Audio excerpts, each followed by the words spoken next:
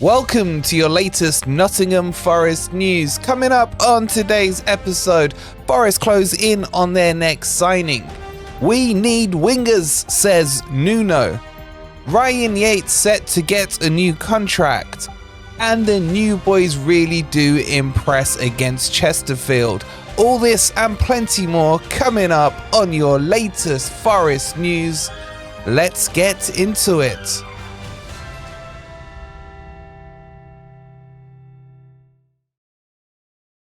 Good morning, good evening, or good night. Hope you guys are doing well and welcome to your latest Forest news. And what a lovely day it is today. We got the Euro finals coming up later on. Forest just tonked Chesterfield. Okay, I'm getting carried away, but I don't care. I feel like we were owed that display. If you don't care either, make sure you hit that like button. Subscribe to Forest Fan TV if you are new. And we got a cracking video today for you with loads and loads of updates. So let's get into it.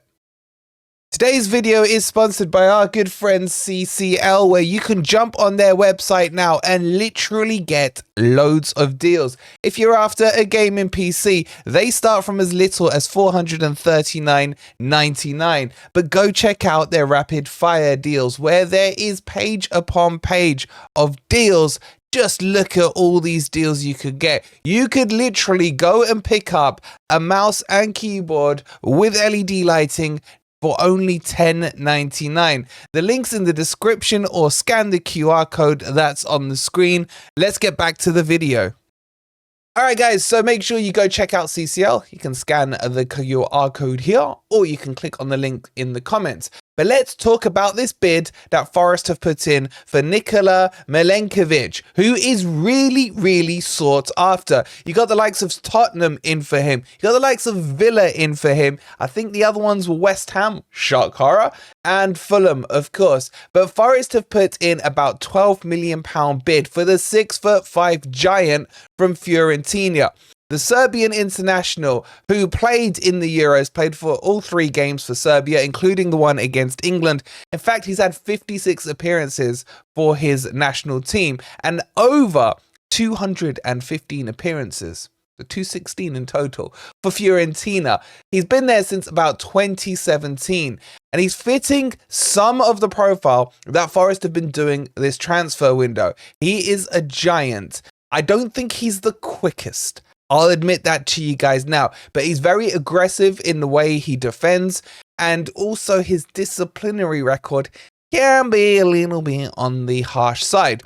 So he's got a few negatives to him, but in terms of tackling, in terms of reading of the game, in terms of having that outlook of the pitch where you like to see a defender just reading what's going on in front of him, sniffing out the danger and all of this, he definitely has that pedigree. Now, just to give you some background onto what's happened here, we got wind of this yesterday afternoon, tweeted it out. Make sure you're following us on our socials, either Twitter or Instagram or on TikTok. And then a little bit after that, Romano tweeted out saying, Forest are in talks to sign Nikola Milenković from Fiorentina. Negotiations are underway as Fiorentina can let him leave if they receive an important proposal. Interesting choice of words there, Romano. Fiorentina have already signed Nicolas Valentini from Boca Juniors as CB for the future. So that's a really important line at the end. Because they've already signed a potential replacement for Nikola, they can now let him go. And it doesn't seem like any of those other clubs that are interested are making the push for him just yet. Now then, this story developed further because then John Percy tweeted it out, but he went a step further and talked about the bid. So Forest have put in a bid in, he says, for about 12 to 13 million pounds, and he is keen to sign for Nottingham Forest. And that's the key bit here. He's keen, he's willing, he's ready. He must have been watching the Chesterfield match yesterday. What game? We'll come on to that in a minute. So the talks is that this one is going to progress quite quickly. This would tick the box, but it does come with a bit of a worry to me, because I'm hoping he's coming in as a partner to Murillo and not a replacement for Murillo, because the talks have quietened down around Murillo. I'm not here to stoke any fires or anything like that, But that's my hope and pray, that it's a partnership rather than a replacement. But what do you guys think? One, do you like Milenkovic? And secondly, is he partnering or replacing Murillo? Let me know in the comments down below. Okay, let's move on to our second story, and this one is really fascinating, as after the match against Chesterfield yesterday, Nuno came out and said, "We need more wingers." Let me give you his exact quote here. Nuno says, "We need more signings. Not too many, but I think we still need some. Everyone can see we need wingers. The only natural wingers we currently have are Callum Hudson-Odoi and Anthony Elanga. You always have to add the right pieces. There is no point in just bringing players in just because. You need to nail everything down on the players we bring in." And I like what he's saying at the end there. And there's a couple, I think, of subliminal messages being sent out here by Nuno. Look, we've been linked with quite a few wingers in this window. We brought you Nonto, we brought you Somerville, we've brought you Arejo, we've brought you Wesley Snipes. That's the one I want, the Brazilian. All of these have been linked, but nothing has developed further with Nottingham Forest. So I think it's clear and obvious that obviously we do need some wingers, and there still is the link of Elanga going to Newcastle. And I think that's one of the subtle messages Nuno is sending maybe to Marinakis. You tend to see a lot of this in pre-season, where managers, when they're talking to the press, in post-match interviews in pre-season, they're actually technically directly talking to their owners or their bosses. And I think that's what's happened here. And what I really like about what he said is that he doesn't just want that scattergun approach of players coming in willy-nilly. Oh, that one's available. Oh, I sniped him on FIFA on the transfer market for cheap. I might as well just bring him in because he's cheap. No, Nuno is very, very surgical with his teams and with his approach on building a squad. He likes a small squad, as we keep telling you, but he likes a squad that is balanced. And that is what he is looking to do. Now, once this defender is done, I think if we get Milenkovic in and we keep Murillo, we can tick that defensive side box. We also know that Nuno wants a striker.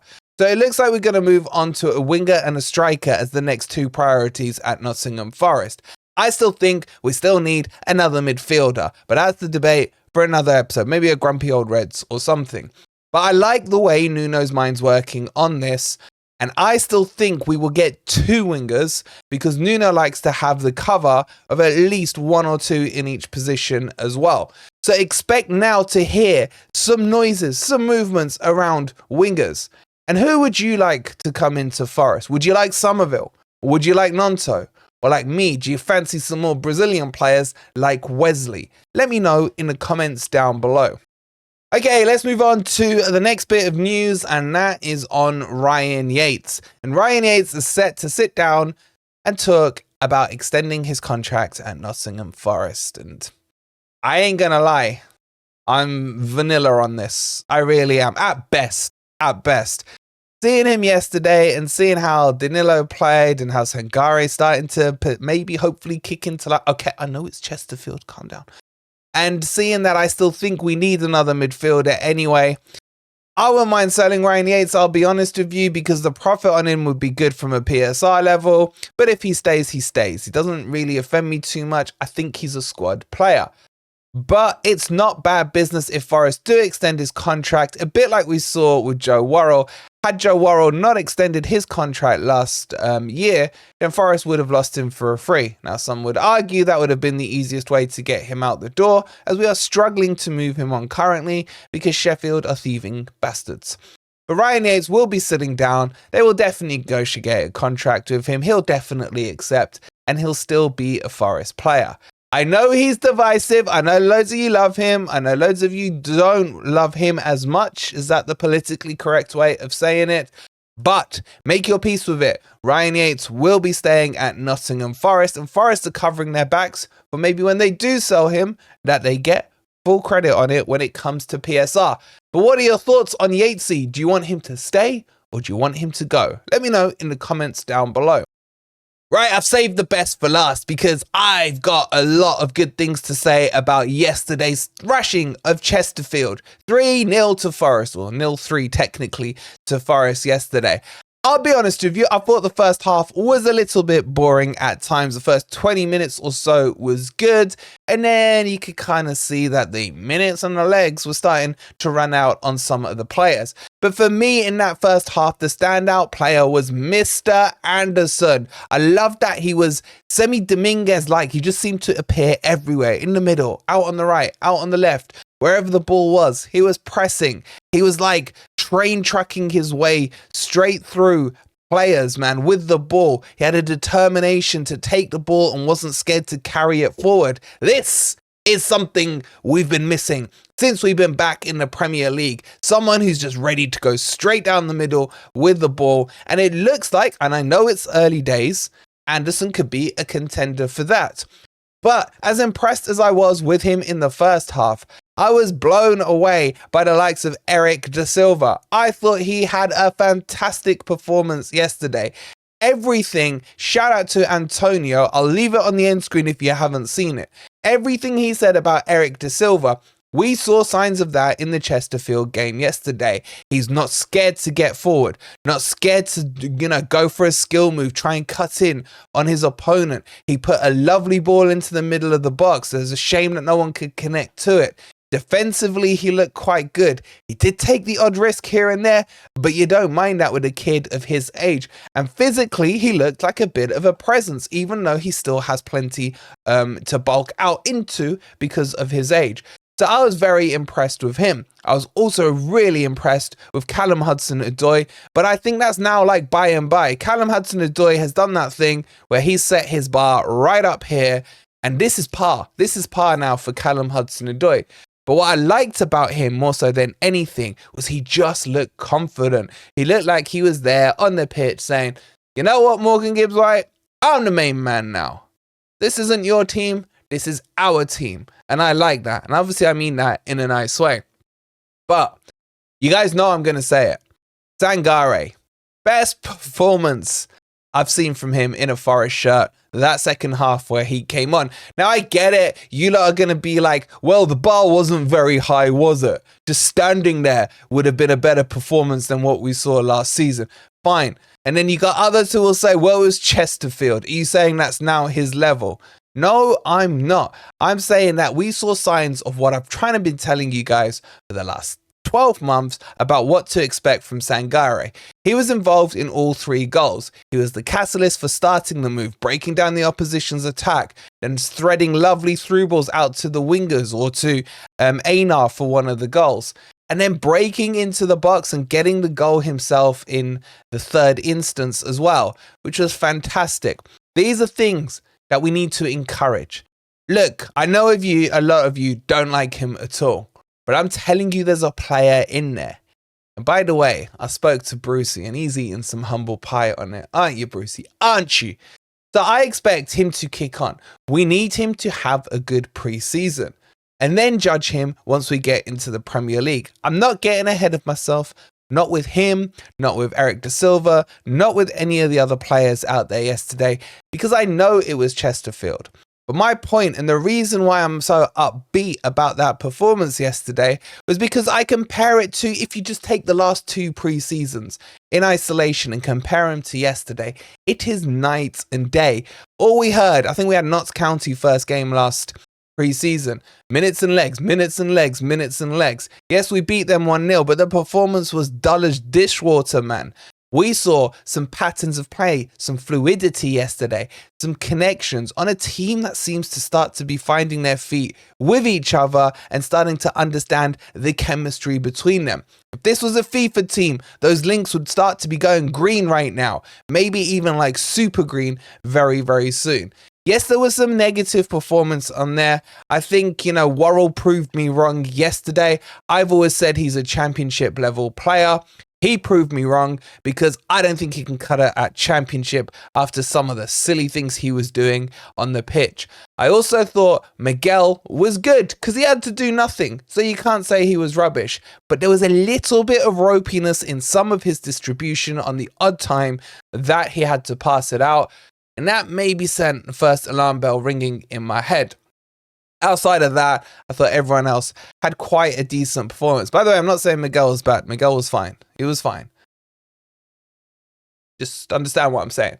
Anyway, so I'm looking forward to the next match. I think the next one's on Friday against Sunderland, if I remember rightly. We'll, of course, do a watch-along. Really enjoyed having over 3,000 of you in that live watch-along yesterday. So looking forward to this Friday for the next one. And that brings you up to date with your Forest news. So if you haven't already, please don't forget to hit that like button. Subscribe to Forest Fan TV if you are new. Go check out the video sponsors CCL, absolute top-notch quality company. And if you haven't seen the interview with Antonio on Eric Da Silva, honestly, just look how right he gets it in comparison to Da Silva's performance yesterday. We'll see you on the next video. Come on, you Reds.